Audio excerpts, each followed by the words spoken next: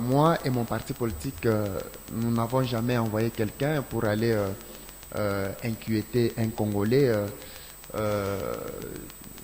comme un candidat président de la République qui doit circuler, implanter son parti politique et préparer ses bases pour mieux battre sa campagne.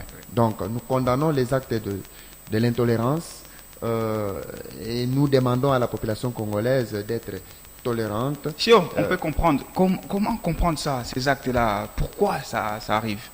Je ne suis pas cette population qui a agi. Cette population n'est même pas la population faisant partie de mon parti politique pour quand même préjuger certaines intentions. Mais en tant que Congolais, je peux essayer de dire que peut-être les leaders politiques qui étaient ces jours-là à Tshikapa n'avaient pas peut-être tenu des propos qui peut-être auraient peut-être poussé cette population-là à mal se comporter contre lui. Donc là, l'UDPS et moi-même, personnellement, ne sommes pas de près d'entrer, d'examiner, chercher ce qui a poussé cette population à agir de la manière. Parce que nous luttons contre l'intolérance. Donc nous favorisons le bon climat pour que ces élections puissent s'organiser d'une manière pacifique et surtout apaisée. Alors, Banza Jérémy, nous sommes en train de vous suivre, vous politiques, dans vos différents quartiers généraux. On sent qu'il y a déjà du mouvement. Les réseaux sociaux, n'en parlons même pas. Et on qualifie tout ce qui se passe aujourd'hui à l'abord de cette campagne électorale de l'intolérance. Est-ce que vous êtes déjà d'accord qu'il y a intolérance observée au niveau de la sphère politique et démocratique du Congo et comment l'appréhender? Effectivement, vous allez vous rendre compte que c'est depuis un certain temps, en République démocratique du Congo, et on peut même remonter depuis la consécration du pluralisme des partis politiques, ça fait que on se rend compte que les autorités morales, comme on les appelle bien, des partis politiques ne jouent pas pleinement leur rôle. Parce que lorsque vous regardez la Constitution à son article 6, à son alinéa 2, il dit que les partis politiques concourent à l'expression du suffrage, au renforcement de la conscience nationale et à l'éducation civique. Et donc, au regard de cette disposition constitutionnelle, vous allez vous rendre compte que le parti politique ont en tout cas failli par rapport à leur rôle. Donc on se rend compte qu'aujourd'hui, il y a deux camps politiques, on dirait qu'ils ont le monopole de violence. Déjà que ça a commencé parce que nous parlons de M. Martin Fayoulou, candidat président de la République, déjà que vous l'avez vu avant que lui ne puisse aller dans cette partie de Grand Kasaï, monsieur le gouverneur de Kasaï Central, si je m'abuse, M. John Kabeya, a tenu déjà des propos en disant que ici, célébration de président de la République, notamment M. Tshisekedi, personne d'autre ne peut venir battre campagne ici. Et ça, ce sont des propos qui il a dit qu'il est victime d'une mauvaise interprétation. Quand on parle d'une mauvaise interprétation, qu'est-ce que ça veut dire? Parce que quand une autorité, encore plus un gouverneur de la province, qui tient des propos, je ne sais pas, des propos sentimentaux, ou je ne sais pas comment on peut le dire, on peut le qualifier, dire que ici c'est la partie ou célébration du président de la République. Qu'est-ce qu'il veut dire en d'autres termes? Il veut dire en d'autres termes que personne n'acceptait, un autre candidat de venir battre campagne ici. Vous voulez dire que c'est une partie acquise au président de la République. Et donc les autres, vous pouvez venir bien sûr, mais sachez que... J'ai apprécié le communiqué qu'a tenu c'est pas la porte-parole du président de la République condamnant ces actes d'intolérance, parce que ce n'est pas aujourd'hui, ça a même commencé avec M. Délice Sanga, et aujourd'hui, hier ou avant-hier, c'était avec M. Martin Fayoulou, et on condamne. Mais écoutez, condamner ne suffit pas, parce qu'il y a plus que ce qu'on peut faire, c'est mener des enquêtes pour dénicher toutes ces personnes qui sont derrière toutes ces choses qui se passent, notamment des actes d'intolérance, pour attaquer un Congolais. C'est encore en d'autres termes pour dire que lorsqu'on dit que voilà, tel parti, on ne peut pas recevoir, c'est en d'autres termes, ça, c'est même à la base de pousser que les gens n'aient pas accepté quelqu'un d'autre, et on manipule facilement les jeunes dans ce sens. Et c'est ce que nous ne sommes pas d'accord. Pour l'enquête, il faut rappeler que même pour Délice Sanga, je crois que c'est resté en suspense. On n'en est personne jusqu'ici. Alors, Josué Kazadi, analyste politique, bienvenue. La question, elle est là. Merci. On observe quand même du mouvement. On sait que nous approchons de la campagne électorale. Ça sera une période inédite. Mais en termes de comportement, on qualifie carrément qu'il y a intolérance politique en République démocratique du Congo. Comment vous, en tant que politique, analyste, bien sûr, vous comprenez cela? Je salue d'abord mes co-débatteurs de ce soir, ainsi que la population qui nous suit. Je pense que pour analyser cette question, il faut faire un retour dans l'histoire politique du Congo. Il s'avère que depuis l'indépendance, l'histoire politique congolaise s'est caractérisée par l'intolérance et le système comment est-ce que je vais dire, les régionalismes dans les partis politiques. Si vous prenez le fondement de plusieurs partis politiques, vous verrez que ce sont des fondements qui sont qui ont des bases tribales. Ce qui fait que ça fragilise déjà la cohésion nationale. C'est vrai, chaque candidat a des bastions, ça ne se passe pas seulement ici. Oui. Mais nous, ici au Congo, nos bastions sont beaucoup plus tribalo-ethniques. Ça veut dire que le président Félix a son Kasaï natal, M. Katumbi a le Katanga, tel parti, Matata a le Maniema, parce que nous avons vu ça, nous déplorons ça aujourd'hui, mais ça n'a pas commencé aujourd'hui. Nous avons vu lors de la campagne passée où on a entendu certains gouverneurs dire personne ne viendra faire la campagne, c'est parce que c'est la région de tel. Monsieur Ngoï Kassange, à l'époque gouverneur du Kasaï, Kassaïen de surcroît, il a fait ça quand il était gouverneur du Kasaï. Aujourd'hui, Kasaï oriental, c'est toujours Kasaï oriental.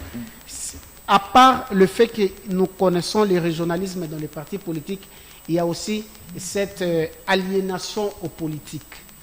Et si aujourd'hui, M. Josué est gouverneur du Katanga, sur le régime Tshisekedi, ça veut dire que tout celui qui viendra sera étouffé par M. Josué parce qu'il n'est pas serviteur du Congo ou du Katanga. Il s'est fait d'abord serviteur de Félix Tshisekedi.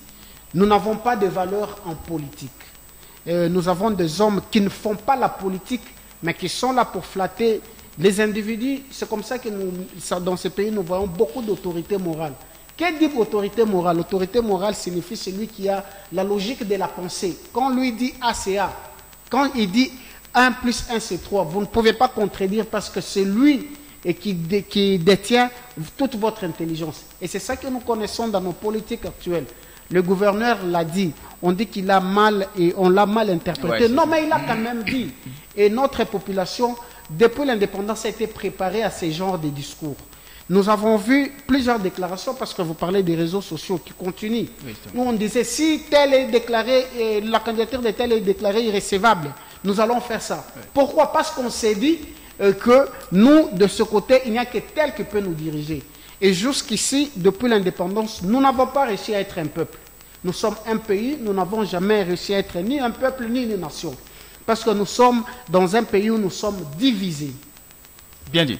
On va prendre Prince Katouba Londi. On a parlé du gouverneur. PES, il faut le rappeler. Hein. C'est important de le rappeler. Est-ce que ça a été le fait déclencheur de cela? Parce que quand Banza Jérémy accuse quand même ce gouverneur qui a prononcé, ce qui est vrai, des propos, même s'il a démenti par après, est-ce que c'est le fait déclencheur de cette intolérance dans cet espace-là? Je ne pense pas. Les causes ici sont lointaines. Okay. Vous allez vous rappeler, c'est Martin Fayulu, oui. Une combattante de Martin Fayulu, c'est maman qui a fait des baises dans les réseaux sociaux. Maman Marie. Qui? Maman Marie. Maman Marie. Vous l'avez suivi une fois, Maman Marie dit que dans aucun village, pas nabiso, ceux qui n'ont kata bakasayem tout. Martin Fayulu n'a jamais condamné. C'était excusé après. Je parle de Martin Fayulu en tant que leader d'opinion, en tant que autorité morale de son parti politique. C'est la dame qui vient de s'excuser, mais le responsable du parti de SUD, Ouais. Martin Fayoulou, son secrétaire et d'autres, personne n'avait condamné cette déclaration, ces propos. Est-ce que pouvez-vous poser des questions lorsque une maman comme ça fait une déclaration quelconque contre les Kassaïens? On va toko kata bango mitu bango toko boma bango. Est-ce que vous pensez ce qui est dans la tête des autres Kassaïens qui n'ont pas encore atteint un certain niveau de civilisation? Donc, maintenant, ils vont voir Martin Fayoulou, qui n'a jamais condamné cette déclaration, piétiner les sols Kassaïens. Ces Kassaïens-là vont agir comment? Moi, je pense que c'est ça l'élément qui a déclenché les troubles. Le gouverneur, ça ne veut pas dire que le gouverneur, sa déclaration, a interdit d'autres cas où les candidats présidents de la République de visiter le Kasaï et de battre la campagne. Non. Le gouverneur dit, l'interprétation normale de son discours est que rapidement, oui. Vous pouvez venir, mais sachez bien qu'ici, c'est la base naturelle des tels. Ça, c'est normal. Même aux États-Unis d'Amérique, ça s'est fait.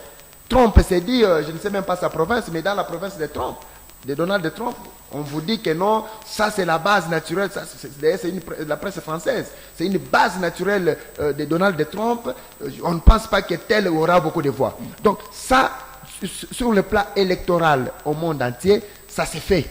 Donc moi je ne vois pas un péché là-bas.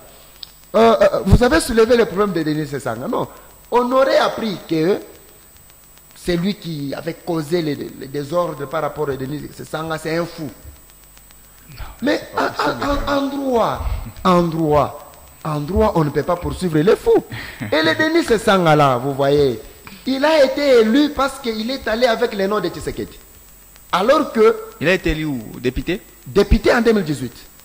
En 2018, oui, Denis Sessanga. Non, oui, il soutenait Félix, oui. Ça c'est un fait. Oui. Non, il ne soutenait pas Félix. Ah. Denis Sessanga était ensemble avec Moïse Katumbi. Okay. Denis Sessanga, ensemble avec Moïse Katumbi, devrait soutenir Fayoulou.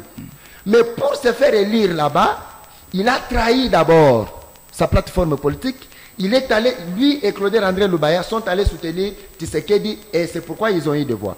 Mais après avoir été élu, il va commencer à tenir des propos. Vous voyez que les Kassaïens là qui vous ont donné les voix seront contents avec vous. Et ça justifie cette violence. Donc je ne pense pas. La violence n'a jamais été voulue par tout le monde. Voilà, mais du fait que les acteurs politiques doivent également bien se comporter. Okay. J'ai apprécié la position de mon co-débatteur quand il dit un parti politique a une mission, a des objectifs à atteindre.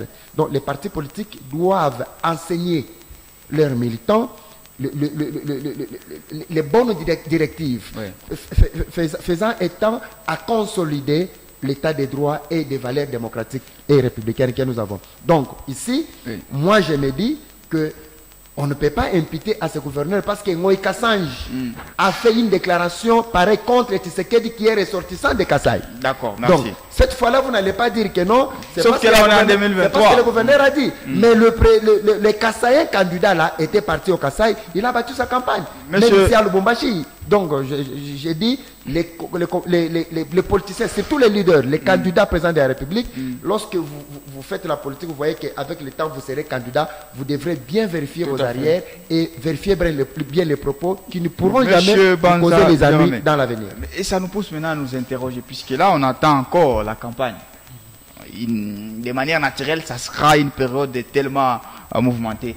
Avec tout ça, est-ce que ça augure une campagne un peu mouvementée, une campagne à craindre? Effectivement.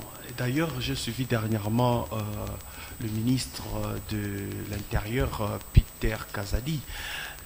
Il a dit qu'il va au moins, parce que déjà il était à une formation de l'équipe de policiers formés pour notamment, on appelle ça une équipe électorale, une police électorale.